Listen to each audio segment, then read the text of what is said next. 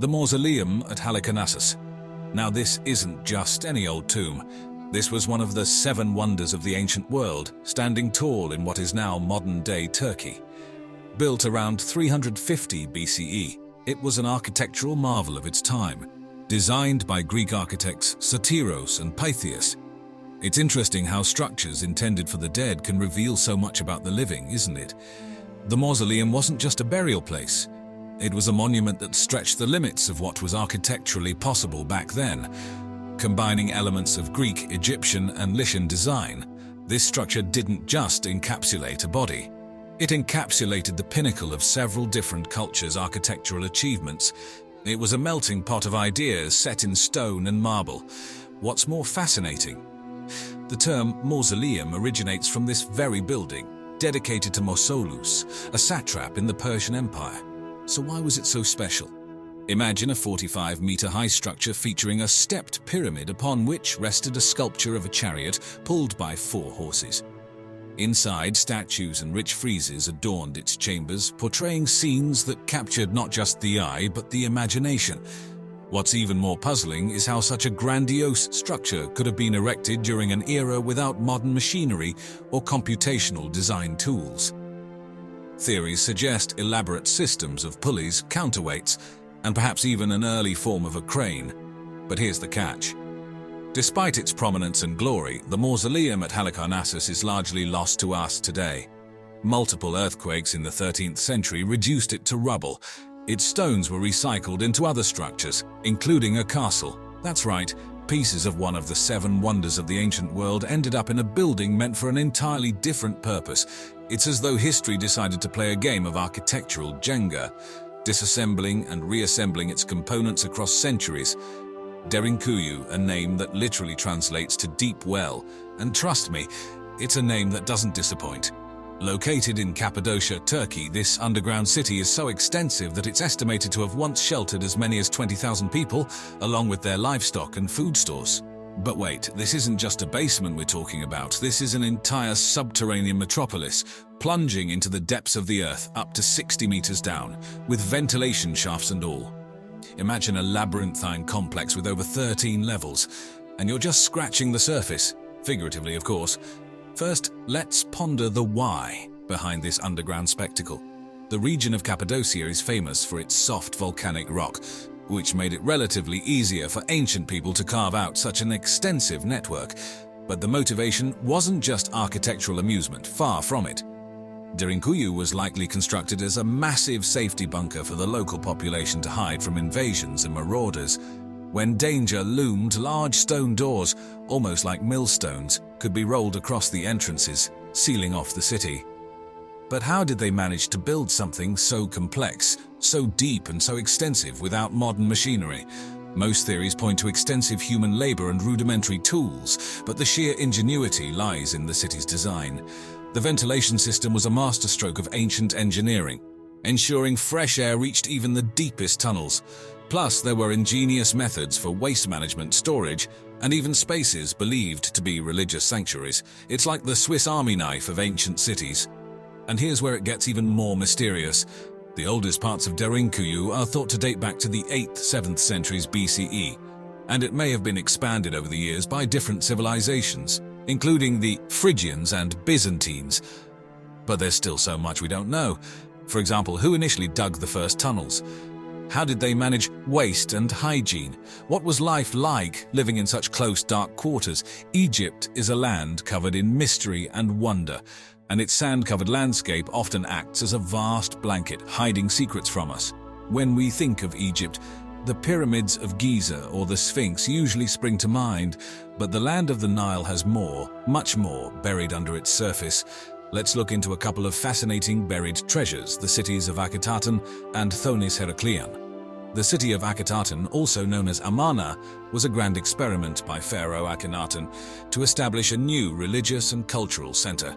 Founded in 1346 BCE, Akhetaten was dedicated to the worship of a single god, the Aten, or sun disk. The city was designed with an open layout to allow the sun's rays to penetrate every nook and cranny, symbolizing the omnipresence of the deity. The radical shift to monotheism wasn't popular among the polytheistic Egyptians. And after Akhenaten's death, his successors were quick to abandon the city and his revolutionary ideas. It's almost like they wanted to erase this chapter from history. Everything from the city's grand palaces to its ordinary mud brick homes was systematically demolished or repurposed. The site was only rediscovered in the late 19th century, thanks to excavations that unearthed the Great Temple of the Aten, as well as the smaller temples and royal residences. If Akhenaten was buried under the sand, Thonis Heracleion was consumed by the sea.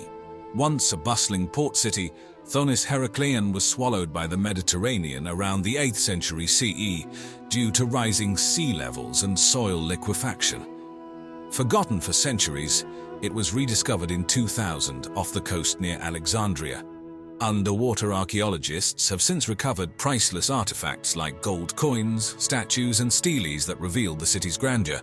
One of the most eye-catching is a 5.4-meter statue of Hapi, the god of the Nile's annual flooding, made entirely of red granite. The discoveries are significant because they give us a glimpse of the commercial and religious activities that once took place there, enriching our understanding of ancient Egyptian trade and spirituality. These cities are like Egyptian mummies wrapped in layers of sediment and water, awaiting discovery. The vestiges of Akhenaten challenge our perceptions about ancient religious practices, showing that even in a society deeply rooted in tradition, revolutionary ideas could take hold if only for a short while. On the other hand, the submerged ruins of Thonis Heracleion remind us of the dynamic interplay between human civilization and natural forces, a dance that sometimes ends in tragedy. In the southeastern Anatolia region of Turkey, not far from the city of Sanliurfa, lies an archaeological marvel that has mystified experts for decades: Gobekli Tepe. Discovered in 1963 but only seriously excavated starting in the 1990s, this site dates back to approximately 9,600 BCE, making it potentially the world's oldest known temple complex. This predates Stonehenge by a staggering 6,000 years. The site consists of massive limestone pillars, some weighing up to 20 tons, arranged in circular formations. What's particularly striking is that these pillars are adorned with intricate carvings of animals, including foxes, boars, and birds of prey. Now consider this. These megalithic structures were built at a time when humanity was just transitioning from hunter-gatherer lifestyles to settled agriculture. It begs the question, how did a presumably primitive society possess the knowledge and skill to construct such an architecturally complex site? Some researchers, like German archaeologist Klaus Schmidt, who led the excavation until his death in 2014, proposed that Gobekli Tepe might be the very reason humans settled down. It's a compelling twist to the conventional agriculture-first narrative. The theory suggests that the construction of this monumental site required a collective effort, and thus might have initiated the shift from nomadic to agrarian lifestyles. Imagine that, a temple complex possibly serving as the original catalyst for civilization as we know it. Others have delved into its symbolic or astronomical aspects.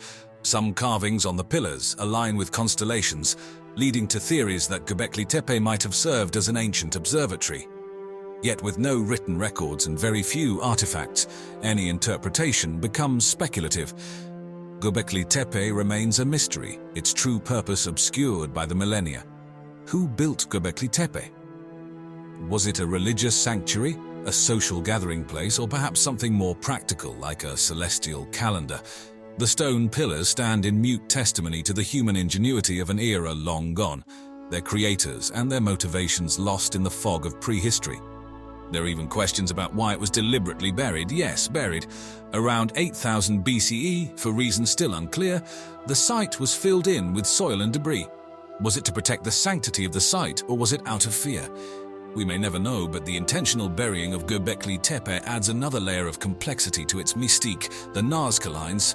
Picture yourself soaring high above the arid plains of southern Peru in a light aircraft.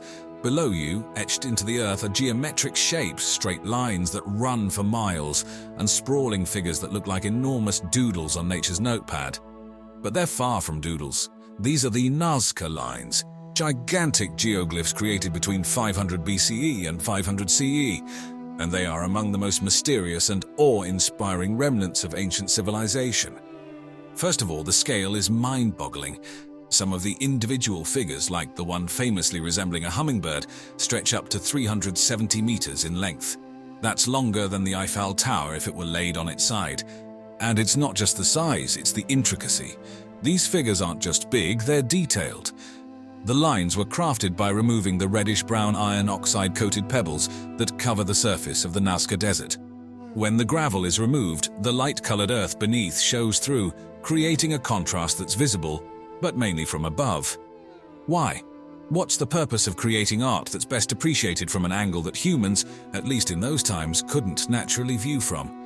It's not like they had drones or commercial flights to appreciate the full majesty of their work. Many theories abound. Some researchers propose they were made to be seen by gods in the heavens.